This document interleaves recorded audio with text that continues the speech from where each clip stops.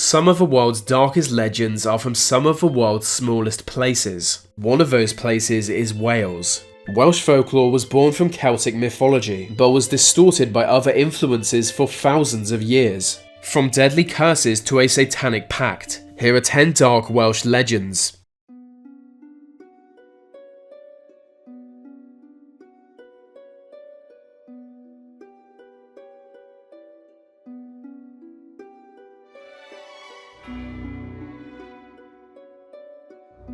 Somewhere in the countryside is a monstrous black dog known as Gwyllgi. Much larger than other dogs and with glowing red eyes, the Gwyllgi wanders remote roads looking for lone travellers to prey on. It stalks them before pouncing and tearing the traveller to shreds. Those who look into its eyes find themselves mesmerised and unable to move until they feel its breath on their skin, by which time it will be too late for them. After taking a life, the dog will disappear into the wilderness only to stalk another road. The dog will only appear at night, so that only its glowing red eyes can be seen in the darkness, luring its prey into not fleeing.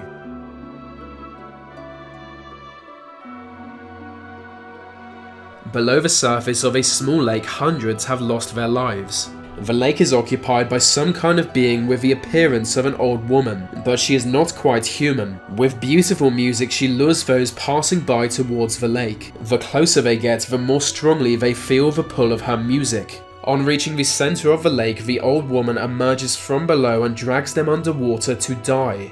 She was once a young woman, but cursed by a witch. The curse took her youth, her ability to die, and confined her to the lake. But the curse could be broken in exchange for 900 lives, and so she has since drowned hundreds in the hope of regaining her youth.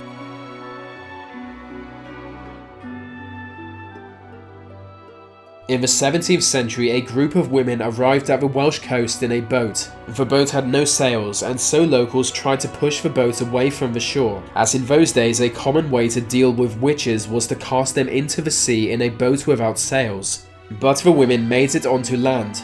Locals promised them no harm if they settle outside the town and agree not to enter, but they would not keep to this deal. They did turn out to be witches and soon took to terrorizing locals. They put curses on farms, demanding payments to remove them. They entered the town freely and stole goods, casting spells on anyone to resist. After months of terror at the hands of their new neighbours, locals attacked the witches as a group. Surrounding them, they burned every witch at the stake, but now with a taste for blood and revenge, they could not distinguish between witches and innocent people. From that day, any woman to pass through their town was accused of witchcraft and burned alive.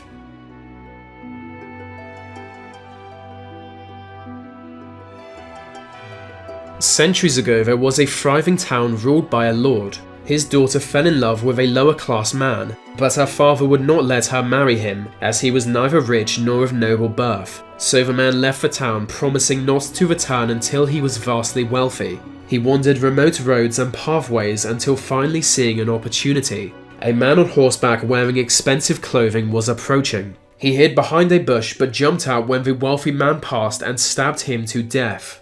On the man he found enough gold to last a lifetime. He was rich, if he could get away with it. He buried the body and returned home as a wealthy man. The lord was impressed by his change in fortune and allowed him to marry his daughter. On the night of their wedding, a large storm struck the area. Whistling through the wind, he heard the words, "Vengeance will come." They thought nothing of it, but on the day their child was born, a similar storm hit the area, and with it, massive waves. By the next morning, the entire town was underneath a vast lake. Its entire population drowned that night. None escaped, and its ruins remain underwater.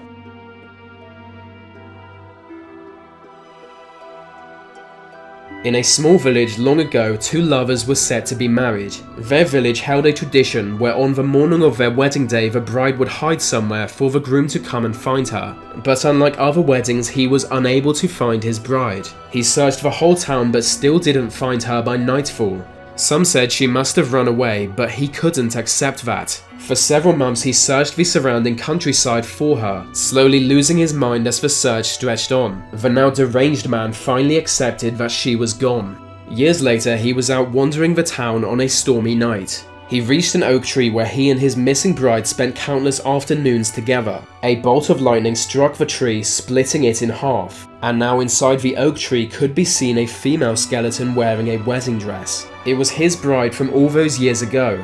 On realizing that, he died of grief and heartbreak. The tree still stands today, but no bird nor ground animal will go near it.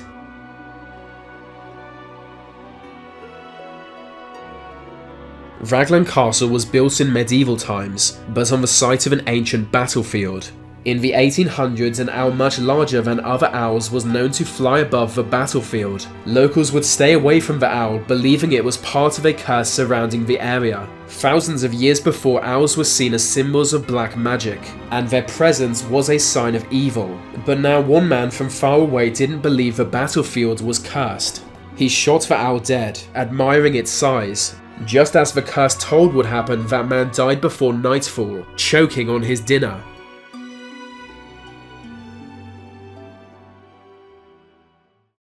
"700 years ago, a young shepherd walked past a lake. On a rock in the lake, he saw the most beautiful woman he had ever seen. The woman agreed to marry him if he would treat her with kindness, but warned that if he were to hit her 3 times, she would return to the lake. On those terms they married and had 3 children, but at the christening of their first child she began to cry. She could see that the child was mortal and unlike her could drown in water. He struck her to stop the crying. Years later he would strike her again at a wedding, when she could see the groom would soon die. When the groom did die, he struck his wife again out of grief. She had been hit 3 times, and so she immediately headed towards the lake. The shepherd tried to stop her, promising never to hurt her again, but she didn't even look at him or their 3 children. She walked into the lake and was never seen again, but her children followed after her, drowning without their mother noticing.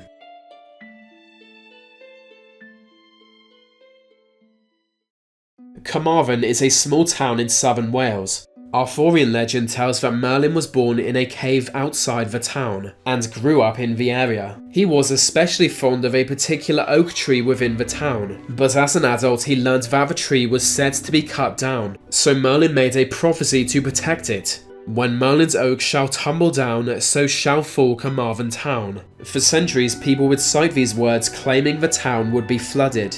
But eventually the tree died. A man poisoned it during the 19th century to stop criminals from meeting under it. In coming decades the oak would fall apart, until in 1978 the last fragment of Merlin's oak was removed. Soon after, the worst flood in memory hit the town. Many saw this as Merlin's prophecy actualizing.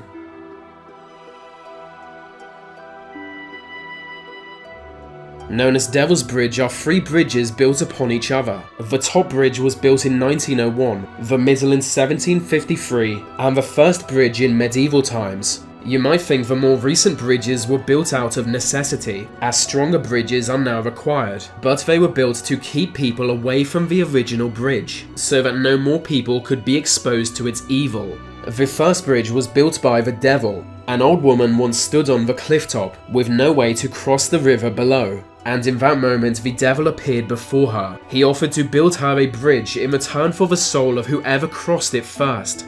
She agreed to his terms, but with a bridge standing before her was reluctant to cross and surrender her soul to the devil. One day later she threw a loaf of bread across the bridge, causing her dog to follow after it. The dog was first to cross the bridge, but refusing to accept this, Satan disappeared without claiming any soul.